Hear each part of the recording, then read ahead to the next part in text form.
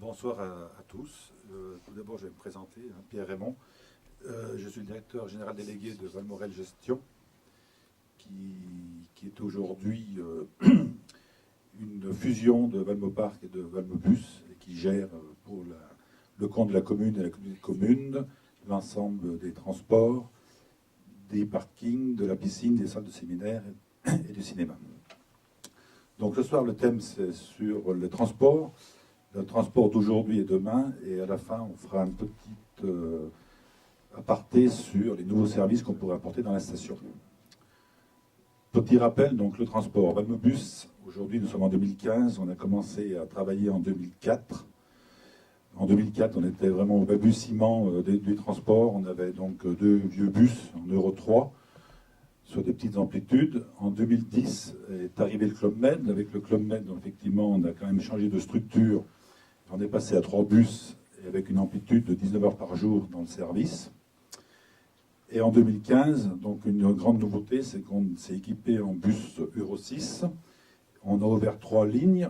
La ligne qui va de l'Aigle Blanc au Club Med, la ligne qui va du Fay au Bourg, et d'une ligne qui va de Fontaine au Motet. Cette année, c'est en aparté, effectivement, sur la ligne Fontaine-Motet, on va essayer de desservir le Cheval Blanc pour effectivement que tous les hameaux de la station soient desservis. L'organisation aujourd'hui, donc effectivement en hiver, on a 10 chauffeurs, l'été 5 chauffeurs. Le point fort, donc 2015, j'ai dit que c'était des bus Euro 6, donc effectivement un nouveau service. Ce qui est intéressant de savoir, c'est qu'il y a une réflexion. Il y a une réelle réflexion sur les déplacements à l'intérieur de Valmorel. Et ce qui est intéressant aussi, c'est on se rend compte aujourd'hui que le Télébourg, il ne peut plus rester en l'état. Ça, c'est clair, tout le monde en est conscient, que ce soit le domaine skiable de Valmorel, que Valmobus. Quand on a des cabines qui transportent 18 personnes en une fois, pour monter à l'école de ski le matin ou pour descendre au Piu-Piu, il est clair que notre clientèle, elle est gênée. Elle est gênée parce que ça demande beaucoup de temps pour amener les enfants là-bas. Donc la réflexion de transport par quelque moyen que ce soit, aujourd'hui on travaille dessus, mais c'est l'avenir de la station. C'est vraiment là, c'est là qu'il faut, sans couper ce cordon ombilical comme tu disais, mais il faut le déplacer, il faut le réadapter, il faut le... Voilà. Oui, bon, on imagine le client, enfin, qui viennent à Valmorel. Comme le disait tout à l'heure Robert, toute l'année ils sont dans des bus. Aujourd'hui, les bus à Valmorel, c'est pas la panacée. Hein. On le conçoit effectivement comme une liaison entre Font-de-Vallée et puis desserte. Mais la desserte intramuros, c'est dans les hameaux. Il est certain que, imaginez que les gens de la forêt, quand ils montent au Motet, on prend un bus pour monter au Motet alors qu'il y aurait un escalator qui traverse juste en face et qui monte au Motet, effectivement, ça serait l'idéal. Donc là-dessus, effectivement, il y a des réflexions dans l'espace valléen et au niveau de la commune pour avoir des liaisons inter-hameaux piétons très rapides. Voilà, parce qu'effectivement, les bus, malgré tout ce que j'ai dit tout à l'heure, ils sont Euro 6, ils sont tout ce qu'on veut, mais c'est quand même des véhicules qui polluent, quoi. Hein, c'est vrai. Alors oui, aujourd'hui on est dans la rentrée des neiges avec la version Valmorel 3. C'est le volet, ce qu'on vient d'expliquer, c'est le volet mobilité de Valmorel 3. C'est-à-dire que Valmorel 3, vous savez, c'est 2020-2040. On a encore un peu de temps devant nous. Hein. Mais quand je regarde en arrière, hein, c'était pas si loin que ça. On a quand même fait un peu de chemin, quand même. Mais même 2030, c'est demain. 15 ans, c'est demain. C'est là. Le temps de mettre en place ces choses, et on ne pourra pas faire un faux essai. On est obligé de travailler sur ces mobilités. On va peut-être sur d'autres choses, hein, c'est pas l'ordre du jour d'aujourd'hui, mais peut-être apporter des conforts un peu plus dans les endroits où il n'y en a pas. Tout simplement, hein, c'est la réflexion de Valmorel 3, ça. Les transports, c'est une chose. On fait avec ce qu'on a. Ce que tu dis, Pierre, au niveau du Télébourg, on sait qu'on a besoin de cette arête. Aujourd'hui, on sait qu'elle est indispensable. On sait qu'elle est mal placée. En montée au sommet, il faut déjà être Bon, c'était l'époque, hein, on était tous sportifs. Aujourd'hui, un peu moins.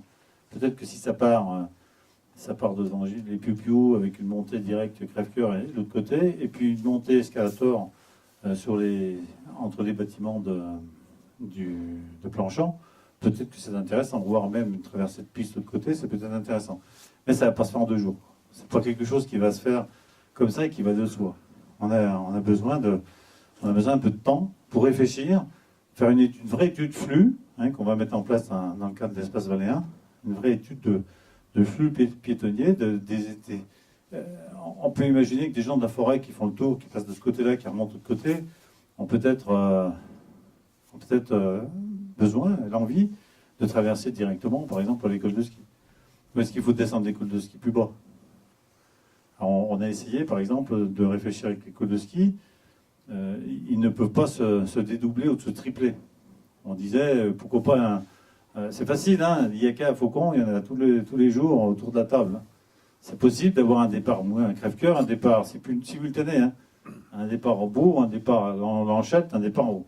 Ce sont, je veux dire, des gens, ils ont que 2 bras, 2 jambes, ça ne peut pas fonctionner. Et même si on les descendait, l'idée c'est de les descendre peut-être dans le projet de station qu'on veut faire à crève-cœur, ça ne changerait rien.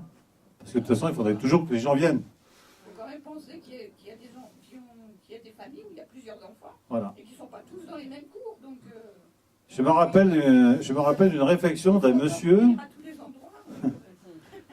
qui était venu pour opposer sa dame et qui habitait, qui était logé à la Tamante. Ce bon monsieur est venu le jour de la grève. Ça nous arrive de temps en temps, des mouvements sociaux, il n'y a pas qu'à Paris, il y a aussi chez nous. Ça arrive. Eh bien, le bon monsieur, sa femme ne pouvait pas, pour diverses raisons, sortir. Eh bien, il a dû s'écarteler. Monter au motel, descendre, c'est où, les skis, machin. Finalement, à la sortie, il me dit, c'est un copain, hein, c'est pour ça que je le dis volontiers, il me dit, tu sais, ta station, j'y viendrai plus parce que c'est ça. Je lui dis, ben, va voir ailleurs si c'est mieux, mais et après tu reviendras. Il est allé voir ailleurs, mais il est revenu. C'est quand même que Valmorel a une petite arme en plus qu'on ne trouve peut-être pas dans d'autres stations. Parce qu'ailleurs, c'est pire. Hein. Je ne veux pas décrier mes collègues, hein. Et néanmoins amis. Mais si vous allez dans les stations de 3e génération, ben, vous faites du chemin. Vous allez à Val d'Isère, un mec du ski. Ben, si vous n'avez pas le train rouge, vous faites quoi? Vous faites rien du tout. Ben, vous allez dans la Plagne, j'étais pas si longtemps, si vous n'avez pas de train, pas de bus, et attendre le bus, c'est compliqué. Vous avez aux Arcs. C'est vrai, on a un bel appareil qui vient d'en bas en haut, mais qui arrive à nulle part. Et on a plein de choses à se remettre en question. Alors nous, on ne va pas les voir forcément chez les voisins, quoique des bonnes idées des autres peuvent nous alimenter, c'est un peu ce qu'on fait, mais on se doit d'apporter pour la clientèle de demain. Quand je parle de clientèle, des usagers plutôt de demain, de la station, on se doit d'avoir quelque chose qui soit intéressant, qui soit punchy, et qu'on ait envie de venir à Valmorel, venir et revenir. C'est ça le job. Hein. Un client là, c'est un client gagné, quoi. Aller chercher, ça coûte cher. L'esthétique, c'est un tout. C'est un tout. Aujourd'hui, on peut dire que Valmorel, c'était un petit peu loin des transports, mais Valmorel, c'est bien gardé. 40 ans, c'est beau. Alors on ne dirait pas une station de 40 ans. Mais elle a dormi pendant quelques années. Hein. Ouais, peut-être que c'est pour mieux se réveiller, M. Rubot. On était 2 doigts de partir parce qu'on voyait que la station n'évoluait pas du tout. On a dormi pendant 20 ans. Hein. C'est bien, mais vous n'avez pas vieilli d'une seule ride, hein, M. Rubot. Non, mais il faut toujours qu'on se remette en question. Et ça, c'est le pire des politiques, ça. On a beaucoup d'espoir aujourd'hui. Les politiques, c'est ça. Vous voyez, on vous avait dit à l'époque, ça avait coûté cher. Hein, on avait même augmenté les impôts, on avait fait plein de trucs qui étaient inavouables. Et aujourd'hui, voilà le résultat. On essaye de faire les choses. Il faut se dire une chose, c'est que c'est pas en se disant que là, que non, on fait pas, que ça fonctionnera. C'est que là qu'on fait, mais on fait pour qui? On fait pour... je en parlerai tout à l'heure au niveau du schéma de cohérence. On fait pour qui? On fait pour nous. Notre ambition, et la seule ambition qu'on ait, que ce soit au Pierre, que ce soit l'ensemble des services et du politique, c'est de travailler pour l'économie. Vous pouvez bien travailler pour l'emploi, tout ce que vous voulez. On entend dire tous les jours, on travaille pour l'emploi. L'emploi, c'est comme De Gaulle disait, l'Europe, l'Europe, l'Europe. L'emploi, s'il n'y a pas d'économie, ça ne sert à rien. L'emploi sans économie. Mais ici, il se trouve qu'en à peine une dizaine d'années, on a doublé les emplois sur la station. Le service de Pierre, de la SPL, hein, maintenant, ben c'est 10-15 emplois, c'est combien? À peu près? 10 chauffeurs, 16 personnes. 16 personnes. C'est 16 emplois. Et nous, tout ce qu'on a fait tourner dans la vallée, nos meubles, tout, on a tout acheté dans la vallée. Hein. Mais ça, vous étiez bon prince, mon cher ami. Mais aujourd'hui, on a essayé de reprendre, on a pris nos efforts, on a pris aussi nos responsabilités, risques et périls. Je me rappelle que quand, on va pas faire de la rétro-politique, mais quand j'ai pris la décision avec mon conseil municipal de reprendre Valmorel en gestion, ben, tout le monde nous donnait une année de survie, alors on s'est donné 20 ans d'espoir. Tout dépend de comment. Ça, c'est l'histoire du verre à moitié plein ou à moitié vide. Ça dépend d'où on est. Peut-être qu'en bas, ils regrettent les millions qu'on a pu investir sur le territoire. Mais c'est comme ça. Par contre, avant, il ne faut pas nier les choses. Si Valmorel ne s'est pas fait avant, c'est qu'il n'y avait pas de consensus local. On avait bien besoin des autres aussi pour fonctionner. Donc il ne faut pas non plus jeter le bébé avec l'eau du bain. Mais aujourd'hui, on est dans le contexte global. Eh bien, on est... c'est-à-dire que le Club Med, c'est le plus gros employeur de la vallée. Même si ça n'empêche pas les gens de venir travailler ici. Hein. On dit que ce sont des sous-emplois. Sous-emplois au Club Med, ils sont payés pareil à la léchère. Pareil. Au SMIC. Pareil. En plus, si on leur met des bus, ils n'ont plus d'excuses. Vous avez vu le cheminement? Donc on arrivera un jour à trouver ici, j'espère en tout cas, le plein emploi sur notre territoire. Et c'est de là qu'on réussira, qu'on aura réussi notre transformation. Enfin, après moi, le déluge. Hein. Personne n'étant irremplaçable. Les équipes qui arrivent comprennent les choses. Aujourd'hui, on est malheureusement dans une sphère politique ou une sphère tout simple publique et privée où il y a une vraie dichotomie entre la parole publique et la parole privée. Je le regrette. Les élus de terrain que nous sommes sont là pour travailler le terrain. D'autres parlotent, comme je reboucle avec les COP21, 152 grands chefs d'État pour discuter sur quelque chose qui aboutit à rien. Parce que, on m'expliquerait, c'est comme si moi je disais, allez, dans 50 ans, Pierre, tu vas doubler ta fréquentation, sans en avoir les moyens. C'est un peu ballot, hein. Sauf que nous, on essaie de faire les choses ici le mieux possible. Et je crois que en cela, on peut être fier de ce qu'on essaie de mettre en place. Mais c'est vous qui nous le dites, hein, c'est pas moi.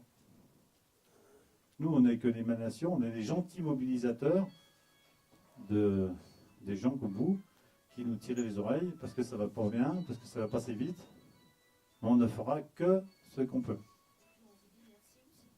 Oh, vous n'êtes pas là pour... Je ne suis pas là pour recevoir les merci, hein. Je suis là pour me dire quand ça va pas. Et quand vous me connaissez maintenant, quand je dis les choses, je les dis, je les pense, elles sont vérifiées, et on essaie d'avancer ensemble vers un bon progrès pour tout le monde. Voilà. Et Pierre, on est le savant témoin. Il a traversé tous les étages, toutes les villes, toutes les vies, même politiques. Hein. C'était bien transfuge du district à l'époque, non? Oui, oui. Bon. On a récupéré tout, c'était pas le pire. Hein. Oui, pour finir, donc on voulait parler un peu des nouveaux services, parce que maintenant qu'on est un peu dans notre société privée, dès cet hiver, on va essayer d'amener des nouveaux services. Donc on va faire un test sur les bagageries, parce qu'effectivement il y avait une demande certaine et forte sur les bagageries. Donc dès cet hiver, on pourra faire des bagageries. Et après, à terme, à réfléchir, même faire du transport de bagages pour quand même faciliter l'usager. Donc ça, c'est des pistes sur lesquelles on travaille encore actuellement. La bagagerie, c'est quoi exactement? C'est pour les gens, effectivement, quand vous êtes dans les transports en commun qui veulent rester, nous, on prend les bagages, on les stocke, on les restitue avant qu'ils partent dans les transports en commun. Parce qu'effectivement, effectivement bagagerie et transport en commun. Non, non, mais je veux dire, ça propose pas d'autres services. Pour l'instant, non. Parce que moi, en tant que particulier, il y a des choses qui m'intéresseraient, par exemple, donner du linge à laver, le récupérer, des choses comme ça. Oui, effectivement, c'est une bonne question. On en parlait avec Robert en aparté, mais on peut réfléchir à faire Parce que effectivement. depuis qu'il n'y a plus d'abri, bon, alors, il y On a peut- toujours la on- possibilité d'installer une machine à laver dans son appartement, mais c'est... Oui, mais aujourd'hui, il y a comme il y a des commerces, des conciergeries et tout ça. On ne veut pas quand même faire non plus de la concurrence forte, mais effectivement, on peut aussi réfléchir.